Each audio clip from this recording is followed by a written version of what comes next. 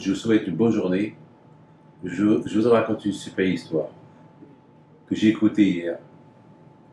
Il y a une femme, elle me raconte, elle dit elle habite presque dans la campagne. Elle dit malheureusement, beaucoup de fois, ça arrive qu'elle arrive un peu tard et le bus, il l'amène pas jusqu'à sa maison.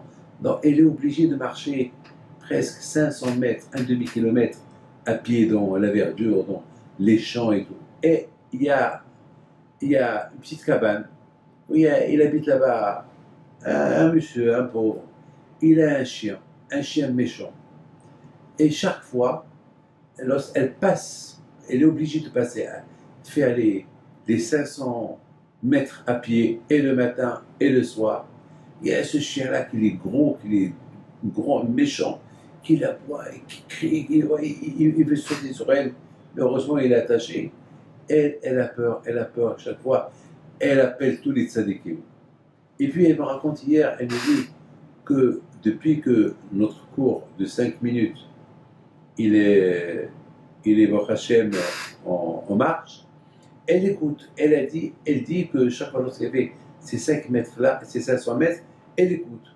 Et puis elle a eu l'idée de montrer, lorsqu'elle a traversé, elle passait à côté de cette cabane où il y a le chien commence à aboyer, et elle lui montre le téléphone, et le chien, miraculeusement, il se tait.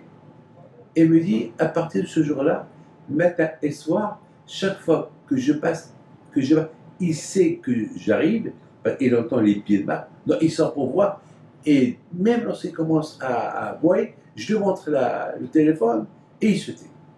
Elle a dit, il se tait. Il me dit, Rabbi David, vous m'expliquer c'est quoi ça? Je lui dis, il n'y a rien à expliquer. C'est un émouna. Il n'y a rien à expliquer. C'est un émouna. Lorsque tu crois en Dieu, alors quand je vois au fond il est, vous savez, l'histoire que je viens de raconter, elle est longue. Mais je l'ai racontée en 2 mots. Mais j'ai oublié de vous dire que une fois, elle arrive, elle était en train de parler à quelqu'un, et de loin, elle a commencé déjà à aboyer, et tout de suite, elle s'est rappelé qu'elle n'était pas en train d'écouter mon cours. Mais qu'est-ce qu'elle fait? Elle rentre dans l'application, elle refait le cours, et le temps qu'elle arrive, elle lui montre, il se fait.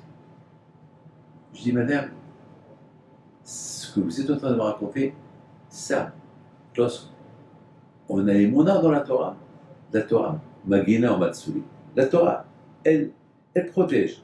La Torah, elle protège. Il n'y a pas.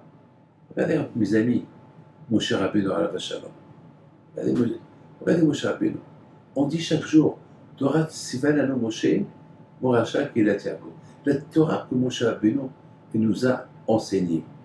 Je me suis toujours posé la question, est-ce que j'ai besoin de dire Torah Sivalano?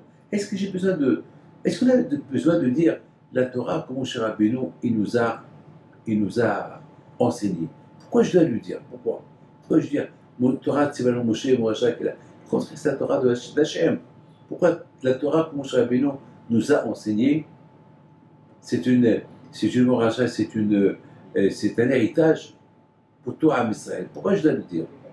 Mes amis, ça aussi, ça fait partie de la Emouna. Il ne faut jamais qu'on oublie qu'on a un rabbin.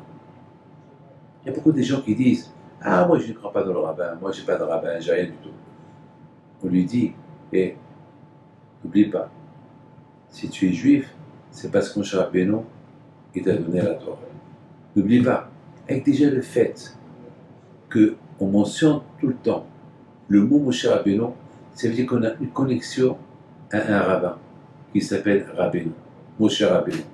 Alors automatiquement, lorsque tu t'attaches à lui, tu vas être obligé de t'attacher avec d'autres rabbins. Parce que d'autres rabbins, quel enseignement, quelle Torah ils enseignent? C'est de Moshe Rabbeinu. Donc automatiquement, Moshe Rabbeinu c'était ton rabbin. Mais toi tu as besoin maintenant du Moshe Rabbeinu de la génération, du rabbin de ta génération. Et c'est ça la bataille. Vous savez que Moshe Rabbeinu Alav Shalom, vous n'avez aucune imagination, que la Neshama de Moshe Rabbeinu, elle est à chaque génération. Et se trouve, elle est là. Parce que la Torah, Hachem il a donné la Torah à Moshe Rabbeinu gratuite. Il dit voilà, c'est pour ça qu'on dit Moshe qui bet Torah du Sinaï. Moshe il a reçu la Torah de Sinaï. Moshe Rabbeinu, il a Sarah Yeshua. Il a donné à Yeshua. Et Yeshua a tel été, jusqu'à maintenant, on a tous la Torah, toute la Torah que nous avons là. Et l'origine de cette Torah, c'est Moshe Rabbeinu qui l'a reçue. Il nous l'a donné. Donc, et Moshe Rabbeinu, à la Shalom, nos sages, ils disent, il se trouve à chaque génération. Chaque génération. Pour tous les tzadikim qui étudient la Torah de Moshe Rabbeinu, on les appelle Moshe. On leur dit Moshe, Shapeka Moshe, tu as bien parlé. Mais il ne s'appelle pas Moshe, il s'appelle Yehuda. Mais il parle de la Torah de Moshe Rabbeinu. Donc mes amis, Moshe Rabbeinu, il est de partout. Lâche pas l'influence de Moshe Rabbeinu. Elle est à chaque seconde et chaque seconde. Le zéro de Moshe Rabbeinu, il est à chaque seconde. Attention, attachons-nous à la Torah de Moshe Rabbeinu. C'est ça la préparation de Pessah jusqu'à Shavuot. La Torah de Moshe Rabbeinu. L'ashpa'a, l'influence de la Torah de Moshe Rabbeinu. Elle protège. On dit la Torah Magina Matzot, la Torah elle protège.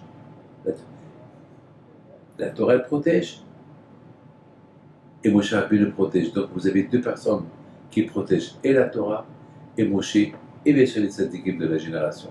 Que le Zerkout soit avec vous. Amen.